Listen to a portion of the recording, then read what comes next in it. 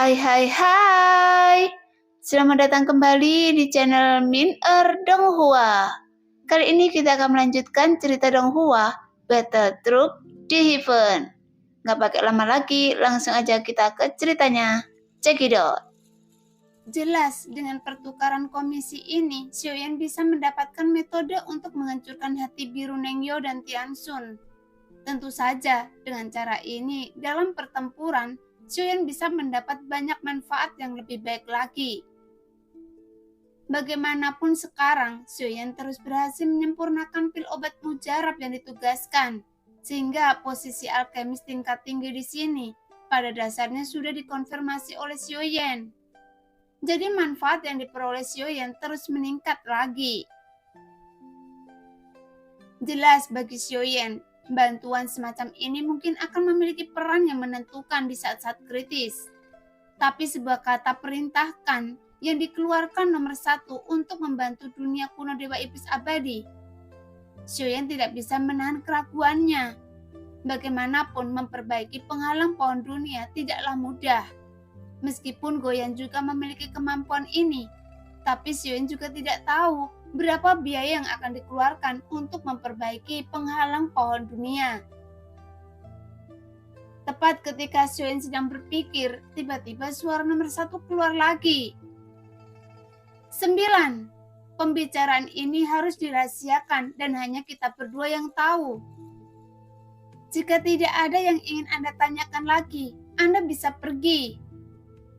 Nomor 1 memperingatkan Xiaoyan. Setelah kata-kata itu jatuh, Xiaoyan segera menggerakkan pikiran, kemudian dengan cepat mundur dari alam dewa kekacauan dan kembali ke dunia nyata.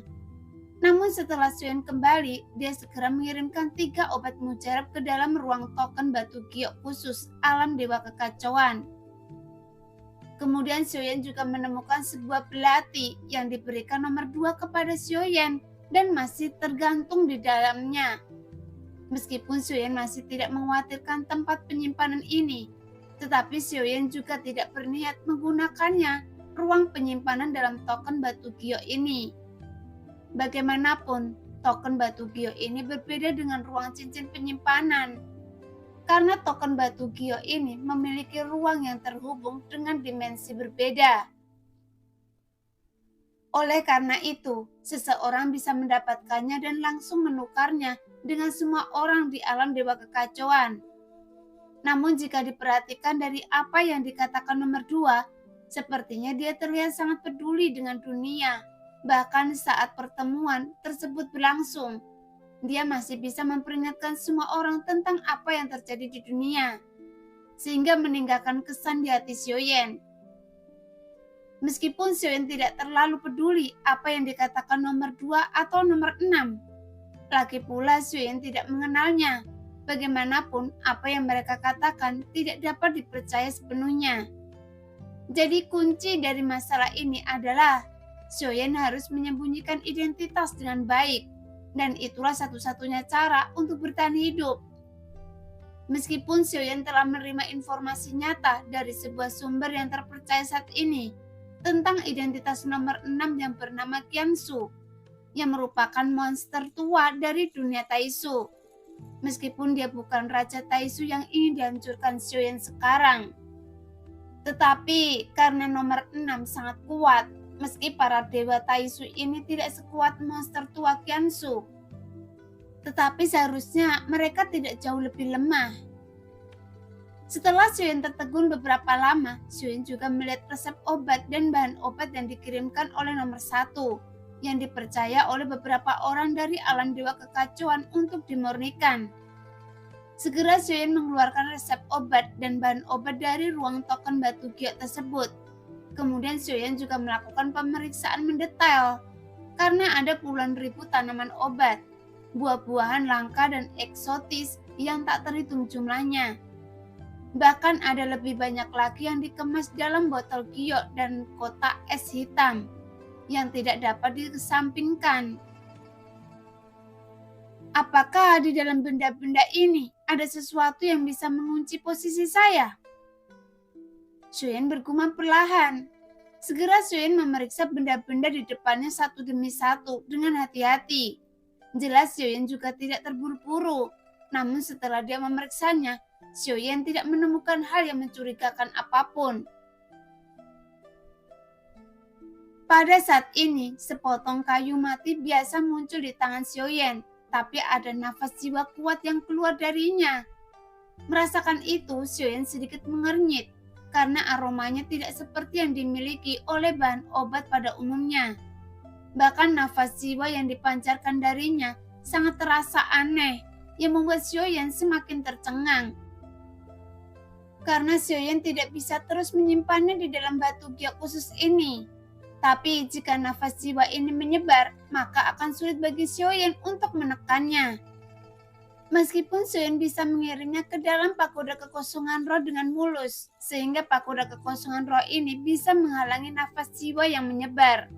Tapi Xiaoyan juga bisa menggunakan nyala api abadi untuk langsung memurnikannya. Tepat ketika Xiaoyan menghentikan jarinya untuk mengeluarkan nyala api, tiba-tiba nafas jiwa dari kayu mati langsung menjerit nyaring. Xiaoyan dengan cepat mengeluarkan panji penekan jiwa, kemudian memasukkan nafas jiwa ke dalamnya.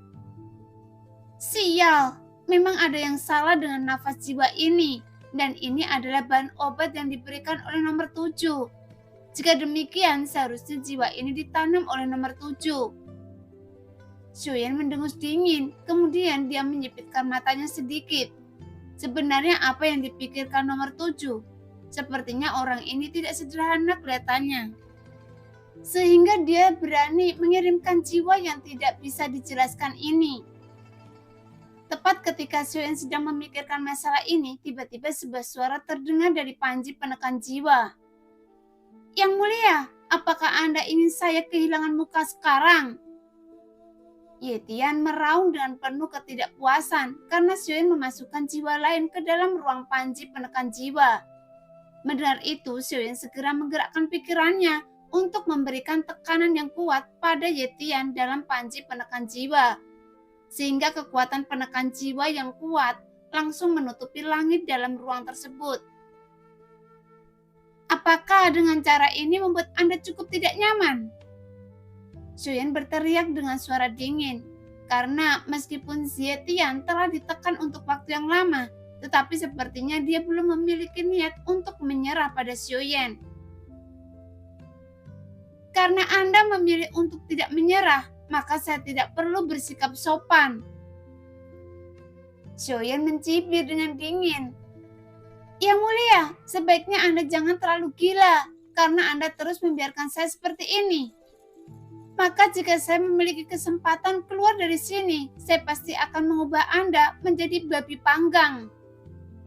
Ye Tian terus meraung dengan marah. Jelas dia tidak pernah menyangka bahwa suatu hari dia akan diintimidasi oleh seseorang yang kekuatannya hanya berada di keabadian kaisar. Sehingga dia semakin marah ketika dia berkomunikasi dengan Xiaoyan. Namun dia tetap tidak berdaya, karena dia selalu ditekan dalam panji penekan jiwa peninggalan yang mulia. Selain itu, ada Goyan yang terus-menerus menerapkan pembatasan yang sangat kuat, sehingga dia sama sekali tidak memiliki peluang untuk melarikan diri.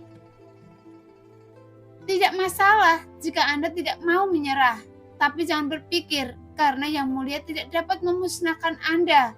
Saya akan memiliki belas kasihan untuk menyelamatkan Anda seumur hidup. Bagaimanapun, Anda tidak memiliki tubuh fisik yang sebenarnya, dan Anda hanyalah tubuh roh yang tersisa. Jika saya mengirim Anda ke subdunia yang akan runtuh, bahkan jika cukup beruntung, Anda bisa bertahan hidup. Saya khawatir rasanya pasti juga tidak enak. Xiaoyan berkata perlahan. Apakah Anda mencoba mengancam iblis ini? Ye Tian tertawa terbahak-bahak. Setelah yang mulia bereinkarnasi, sepertinya Anda menjadi sangat menarik. Setelah yang mulia bereinkarnasi, sepertinya Anda menjadi sangat menarik. Yang mulia, sejak awal saya selalu berharap bahwa saya bisa mati, karena tidak ada artinya untuk hidup seperti ini. Jika Anda bisa mengambil saya ke kematian, maka saya akan berterima kasih kepada Anda. Tapi selamanya saya belum mati. Saya tidak akan menyerah. Ye-Tian mencibir dan terus tertawa tanpa berhenti. Mendengar itu, Xiaoyan mengerutkan kening karena sepertinya dia tidak bisa menggunakan ancaman saja untuk membuat menyerah. Tapi meskipun Ye-Tian benar-benar tidak takut mati, tapi dia juga takut dengan siksaan. Jadi lebih baik dihancurkan saja pikirannya dengan berbagai siksaan. Bagaimanapun sekarang Xiaoyan sudah berada di dunia kuno Dewa Iblis Abadi. Sebelumnya Xiaoyan telah berpikir selama dia di dunia kuno Dewa Iblis Abadi sebenarnya adalah kesempatan terbaik bagi Ye-Tian untuk menyempurnakan boneka iblisnya. Hanya saja Xiaoyan tidak pernah menyangka bahwa Ye-Tian akan sangat keras kepala. Segera Xiaoyan melepaskan Goyan dari Lingsu di pagoda kekosongan roh, tapi sepertinya Goyan sedang tertidur. Dan Xiaoyan tidak punya waktu untuk berbicara dengannya, jadi Xiaoyan langsung mengirimkannya ke dalam panji penekan jiwa. Namun jika hanya mengandalkan Goyan saja, sepertinya masih tidak cukup. Jadi Xiaoyan harus menemukan beberapa jiwa yang kuat untuk memberi Ye-Tian penyiksaan secara mental. Setelah beberapa saat, Xiaoyan mengeluarkan kayu mati dari panji penekan jiwa. Kemudian dia memindahkannya ke dalam pagoda kekosongan roh. Setelah Xiaoyan memeriksa lagi, adapun semua bahan obat dan ramuan yang Xiaoyan keluarkan sebelumnya, dia memasukkannya ke dalam cincin penyimpanan. Kalian berdua, sekarang Anda bisa masuk lagi.